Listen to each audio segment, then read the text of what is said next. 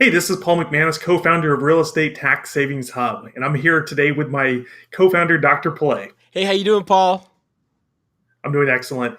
And we just had a very special guest on, John Power. John Power is a CPA with over 38 plus years experience helping affluent business owners and real estate developers, investors, and professionals significantly reduce their taxes. You know what I really enjoyed about that interview, Paul, was just the power of community. I mean, here's John. He's part of the virtual family office, and he basically shows up with the strength and power and expertise of a body of knowledge within that community. And it's just so much more powerful when you go that way to support clients. What can you tell us about the virtual family office that he's a part of? Yeah, so just what you said. I mean, all of us have a certain amount of expertise that we've developed over the years, but there's also so much more that we need to know. And so, what I love about the virtual family office model, which John Power is part of, is that he is really the concierge or the quarterback, if you will, for his clients. But he has a wealth of resources, the top thought leaders in the country, the people with the most advanced, sophisticated strategies for tax mitigation, typically for billion-dollar, families and very successful businesses. And so, in today's interview, he brought this to us to share with. And actually, the example I'll give you is that the whole conversation was, using an investor who has a $2 million property, and what are those strategies that he can use in order to mitigate his taxes both now while he owns the property, as well as in the future when he looks to sell the property. And so John just shared a wealth of knowledge with us in this interview. Powerful, powerful stuff. And you know the African proverb that says, if you want to go fast, go alone. But if you want to go far, go together. Let's watch John and the virtual family office. Very cool. Hey everyone, this is Paul McManus, the co-founder of Real Estate Tax Savings Hub, and I'm here with a very special guest, Mr. John Power. Welcome, John. So glad to have you here today. Glad to be here, Paul. Thank you. And John is a friend and client of mine. He is a CPA, and I believe you've been a CPA for over 38 plus years, helping affluent business owners and real estate investors rescue a lot of their hard-earned dollars from, we'll say, the tax man. And you're also what is known as a virtual family office. And so before we get into the specific topic for today, I'd love to have our audience, what is a virtual family office? What is the Power Virtual Family Office? Okay. Virtual family office is really a network of specialists in tax mitigation, tax reduction strategies, primarily. There's some other things that are also available. But really, where I act as a concierge or a quarterback, so to speak, to identify these very high-end strategies, very powerful strategies that will work for clients in various scenarios. So it's really getting best of the best in some of these strategies and being able to work with them on behalf of my clients that they probably wouldn't find otherwise. Totally. Absolutely. Now, for today's interview, what I'd love for us to do is talk very specifically about how a real estate investor, what are some of those key tax strategies that they should be aware of, make sure that they're currently taking advantage of, or if not, maybe when they sell their property, they should be. And just so for the purpose of this example, I have a friend. He has a commercial real estate building. It's about $2 million of value. Right now owned it for about 10, 15 years. Doesn't have any current plans to sell, but of course that could always change. Sure. As the owner of the building right now, looking for what are some of those key tax strategies that he should be thinking about now, whether it's or I'll leave it to you. So what are some of those things that he should be thinking about? Sure. I think you probably start with some of the basics that we overlook sometimes, and really that is the right entity. The entity status has always been important. Sometimes been overlooked, but certainly with the change in tax rates from the 2017 Tax Act and some of the things that were part of that. Entity status, being the right kind of entity is really the first strategy that you need to look at. Are you subject to passive losses? That's a topic way beyond what we're going to discuss today, but that's a huge one for real estate people. And what's the best way of utilizing those? Yeah, and when you say entity selection, I know that you said since 2017 things have changed. I know in a previous conversation it's been one of the biggest changes since 1986. What are some of those options, or what are some of those key things that a person should think about in terms of what they're currently doing and what they might want to change? I mean, just once again, using my friend as an example, basically is just a property owner that owns a $2 million commercial building. Right. So, in many circumstances, a person may own it personally, and that's fine. Usually you're going to, for even starting with non-tax reasons, liability protection, you're going to look at some sort of entity, a limited liability company or perhaps a partnership, not as commonly corporations, but as we'll talk about, has become more of a consideration to give you that liability protection that the entity gives you. Real estate can be a great investment for people, and vast fortunes have been made in real estate, and I've seen vast bankruptcies created in real estate. People like to focus on the upside, right? It's like yeah. And one of the advantages of real estate is that you can create tax losses because of the depreciation and things like that. Back in the 86 Tax Act, when the passive loss rules came into effect, that in many cases really limited your ability to use those real estate losses to shelter other income. And so planning for passive losses has become a big part if people have significant real estate holdings. And that's where sometimes the right entity selection can help with that. We used to, kind of a default for many years was to say you never put real estate into especially a C corporation because of the issues of when it comes out. Now with very low, the lowest corporate tax rates we've had, I don't even know going back to when.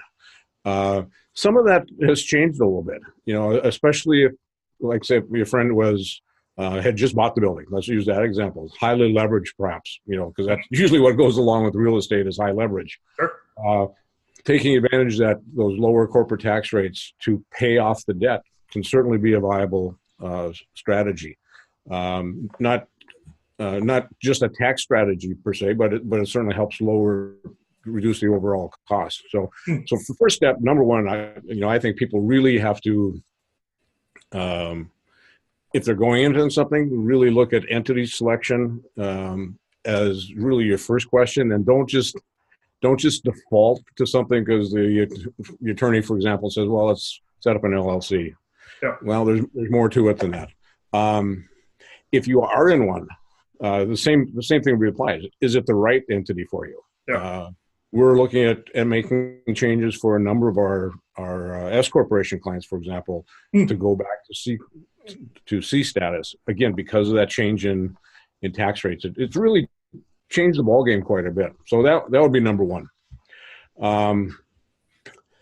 For somebody who owns a building, and let's say we're still in the operational phase, really one of the what can be the most dramatic tax strategy in that phase is looking at a cost segregation study. Same thing applies at the time you're buying it, but when you've been in it for, let's say again, your friends owned it for say 10 years, a cost segregation study is where qualified people, it's very specialized firms that do these, come in and look at the components of the building to identify parts of the building, components of the building that are eligible for faster depreciation than a regular building. A non-residential building standard is 39 and a half years, residential is 27 and a half. So it's a very long depreciation period. While there's significant parts of a building that are eligible for much shorter depreciation. Mm-hmm. And it can be significant. We just did 2 studies for clients. They're not real estate per se, but they had significant assets in their businesses. They both happen to be grain elevators.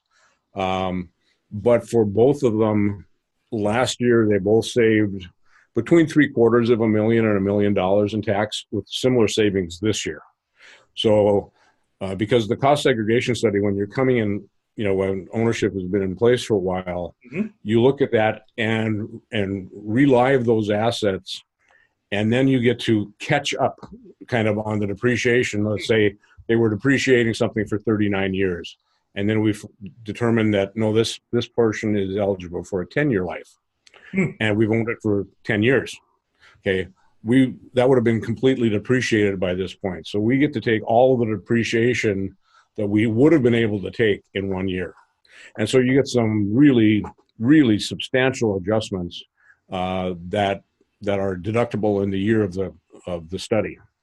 So that can be a huge tax savings. And the core idea there is that you're, instead of waiting and evenly distributing, if you will, for 39 years and taking those deductions over that long period of time, you're essentially speeding them up so you can take them more currently. Right. And sometimes the response is, well, that's just a timing difference. Mm-hmm. Yeah, it is. But the difference between 7 or 10 years and 40 years is pretty substantial. Sure. So it's a timing difference. It's a deferral, but it's a big one. It's a big one. And then also, if you just take into account the time value of money, Exactly. In your experience, do you find that your, average investor, business owner who has maybe an asset in that, couple $1 million range, so they're not a professional per se, but maybe it's an asset that they have, in your experience, do they typically, are they aware of cost segregation as a strategy, or is it something that people are not taking advantage as much as they should be? Very much the latter. Okay. People, generally aren't aware of it. Sometimes you're not aware how significant it can be. Again, going back to the clients that I mentioned, I never dreamt, quite honestly, when we started looking at it, that our adjustments would be that huge. I knew there would be some advantages, but not in those, to that extent. So sometimes it's even surprising. It's a little surprising because cost segregation studies have actually been around. I think the first case goes back to like in the early 50s. It was a big deal in the hospital industry back then. And one of the big 8 firms, I won't say the name to protect the guilty, big 8 at that time, in the early 80s made a big deal about coming out with cost segregation studies. It was, I don't know how else to say it, but it was kind of a tax scam. They didn't do them very well. The IRS came down on them pretty hard, but at the same time, they developed rules that said if you do them right, we're good with it. And so that really made that industry much better. Okay. And so there's, again, you have to have qualified people to do it. It's generally involving engineers and architects. So the process is fairly involved, but the tax savings can be very significant. For a person that thinks that they might have, like take my friend for example, that they have an asset, they don't know if it what the tax savings would be. What would be the next steps? Would they typically talk to their CPA in terms of that? Would they find reach out directly to a company? For a person, if a person's CPA is not already discussing this with them, what's that process typically look like, or what do you do with your clients maybe? Okay.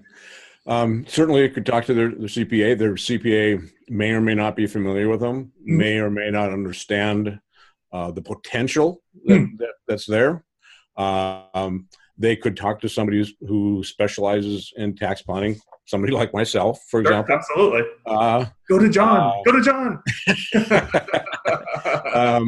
And there's a quite a number of firms that do these studies. So you can certainly just go out and look for them yourself. Yeah. The a little bit of danger there is you don't know what you're getting. So working with somebody who has some experience or has involved in an organization or something where there's been some vetting, Yep. because there's firms that do poor work, Yeah. just like there's in any industry, and it's very important that you do these right, Yeah. that they're willing to stand behind them. If you get audited, that's always a possibility. Hmm. It's a small one, but it's a possibility. That they have a track record, like the firms that I've worked with on these have done thousands of studies, Hmm. have gone through audits with never an adjustment.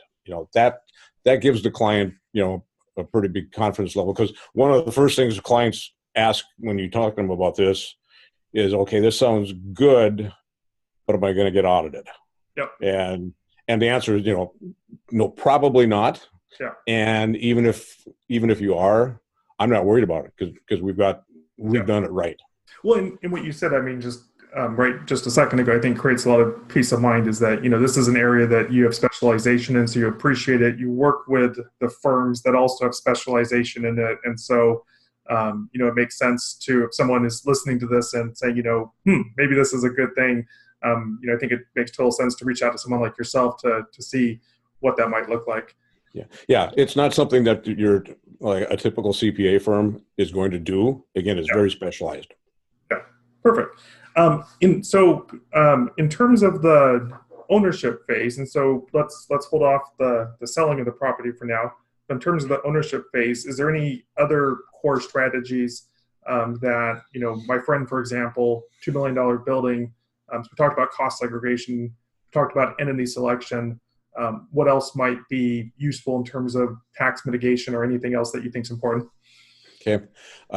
Really, the first thing that comes to mind is you go back to the passive losses. Okay. That's certainly a factor with doing a cost seg study. I saw a client who had invested in a hotel a few years ago, and as part of that, the company that does the building of the hotels has a cost segregation firm do that. And so they got a substantial amount of accelerated depreciation in the first year, but it didn't do them any good because it was all passive losses. Yeah. And the motel is generating losses, so they're just accumulating these losses. Now they'll get them one day. Yeah. But the benefit of doing the cost seg was somewhat lost because they're deferring those passive losses. So it's passive loss planning is a very big part of it, especially for real estate investors, because there are certain things that you can do, especially if you have multiple properties, in terms of how you group your properties and things like that, and that becomes a pretty involved conversation. But especially if you're having multiple things, that's a real important one to enable you to use those losses, or look at it having a C corporation where the passive loss rules don't apply. So Okay. that's probably the biggest thing during the operational phase. So it sounds like, once again, that it goes back to the key thing to be aware of is the entity selection, and things have changed significantly just in the past couple of years. Yep, absolutely. Perfect. Okay, so moving forward, using my friend again, $2 million building, it's time to sell the building. That's, he's had it, I think, for 15, 20 years. It's had some nice appreciation to it. So how does he avoid, as best as possible, the tax man, or how does he reduce that impact? Okay. Sorry about that. Yeah, no worries. There's a couple main strategies probably that are used. The first one, most people may at least have some familiarity with. It's called a Section 1031 exchange, where you exchange one piece of property for another. For many, many years, the IRS was very liberal, surprisingly liberal, on what qualified for a 1031 treatment. It's really what you use when you go in and trade your car. That was a 1031 exchange. Nobody thought about it being that, but that's what you're doing. Interesting. Yeah. And in the real estate area, the IRS was very liberal that pretty much any kind of real estate qualified for any kind of exchange. I'm exaggerating a little bit, but it was almost, as long as it's real estate, they were okay with it. And that's still somewhat the case. But again, the 2017 Tax Act really tightened down the 1031 exchange rules. So now only real estate qualifies. So again, using my example, you have a car in your business and you go trade it off. That's not a taxable event. And it changes how we do things on that side. Real estate is still available, very powerful strategy. It can be somewhat complicated. You have, there's a time period where you have to identify the property that you're going to exchange. You have to close on it. Sometimes that's not possible. So there are firms that are called intermediaries that will step in. But that's certainly a very, very common and very powerful strategy. You're deferring gains, you're pushing those gains forward. And when you finally sell the final building, you're going to recognize the gains, but it's certainly a very powerful strategy. Yeah. Is there any reason why someone should maybe not do that? I mean, is there any reason from your perspective about either alternative strategies or even just taking the tax hit in the present? And one of the reasons I asked that question is that I know from my own personal experience, oftentimes, especially if I'm in San Diego, and so the real estate market, goes up significantly. You sell maybe a home only to then pay a vastly inflated price for another home. Exactly. Is there any additional thoughts in terms of that? I mean, just in terms of 1031s and maybe alternatives, or? Yep. The first thing is you look at it, how much is the gain? Yeah. And sometimes you're better off just paying the tax. I mean, paying tax is always an option. And sometimes it's the best option. Things like what you just mentioned, it doesn't make sense to make a bad economic deal to save taxes. So if I'm going to defer it and pay an outrageous price for a piece of property, that doesn't make sense, likely. So yeah, you certainly look at things like that. Are you at a stage where you're trying to diversify? Maybe you're highly concentrated in real estate in your investment portfolio, and you want to diversify. There are some things, some partnerships that are available that qualify. You can do that, and at least you own a small part of a whole bunch of properties, so you've gotten some diversification. But maybe you just want to get out of real estate completely, or reduce your exposure. Another good reason not to do that. So it's really the non-tax considerations, I think, that go into that. That first of all, does it make sense? Is there enough of a gain to do it? And what are my other motivations for selling this property other than I'm just going to make money? Sure. And what do I want to do going forward? So that would be among the considerations. Now, just go ahead. Out of curiosity, so when you work with your clients around that, because I know that you do a lot more holistic planning with them, what is, if a client came to you and said, hey, you have this property, looking to sell it, what are some, you just articulated some things, but what are some of the general things that you help your clients identify in terms of alternatives, or how does that process work? Kind of what I just said. What's your motive? Hey, Paul, I just got a great deal or a great offer to sell this building. I don't need it anymore. Okay, let's talk about that. What are you going to do with it? What do you want the cash, to do other things, or are you okay deferring that because with the 1031 exchange you're not going to get cash? Yeah. You've rolled that into another building. What's your age? That makes a difference. So all those kinds of things, again, not really tax issues, but motivation, personal, stage of life, and really what is it that you want to accomplish here, and are you being prudent? Maybe you've been lucky, had a highly concentrated portfolio, and you've been lucky because real estate has done well for you, but now you're, I don't know, let's say 70 years old. Maybe that's not a good continued approach for you. Yeah.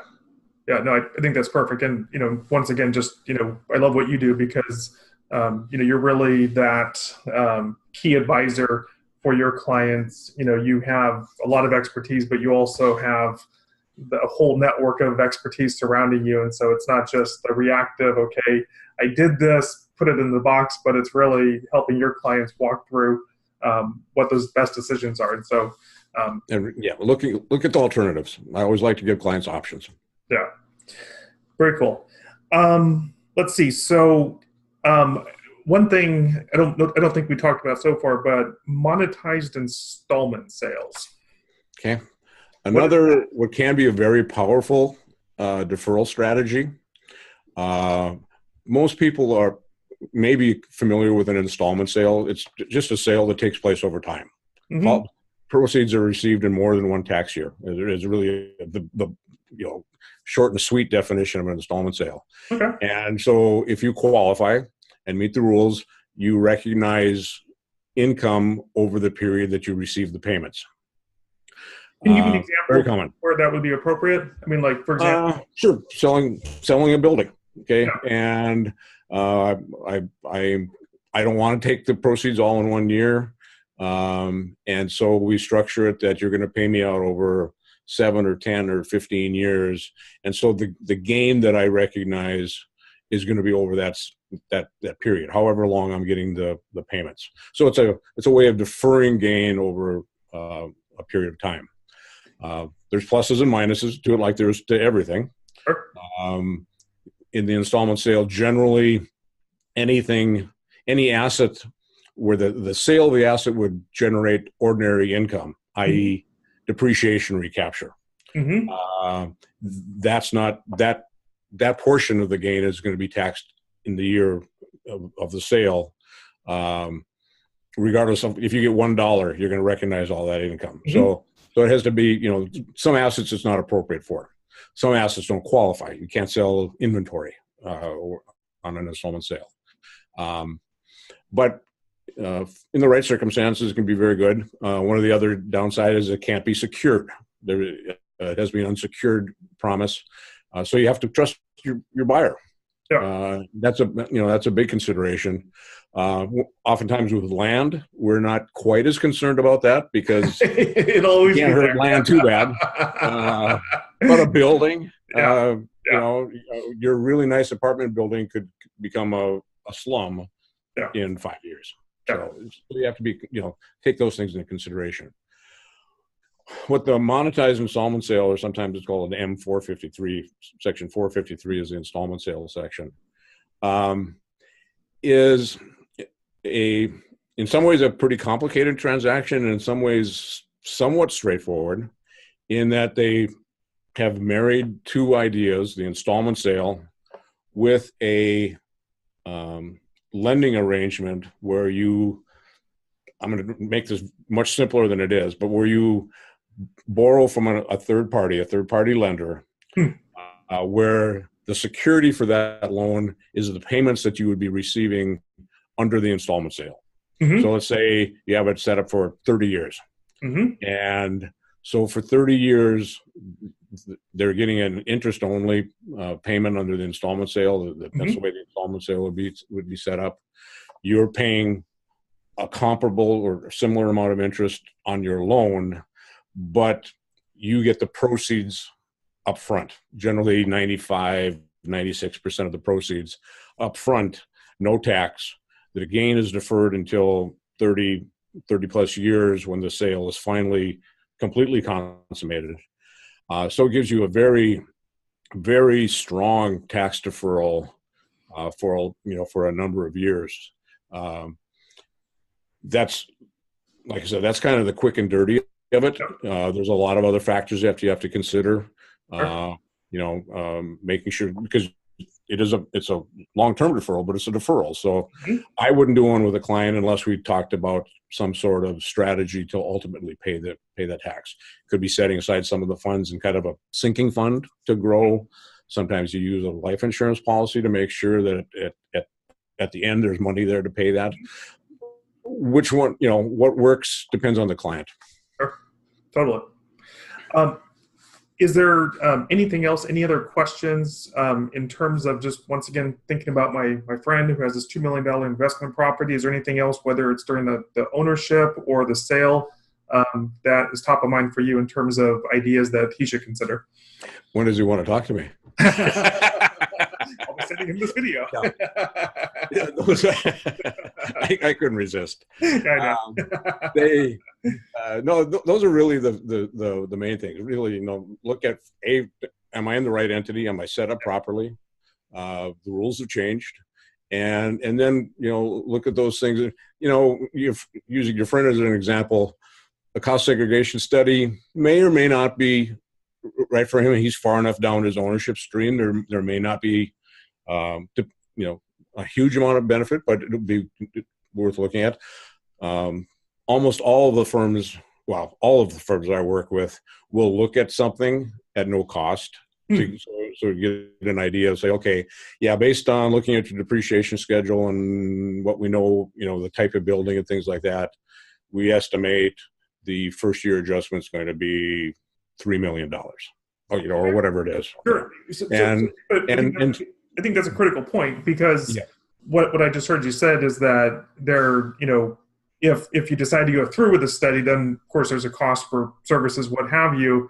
But what I heard you say, and correct me if I'm wrong, is that the firms that you work with, they can give you kind of a preliminary look at with no obligation per se, so they get an idea: is this something good to pursue?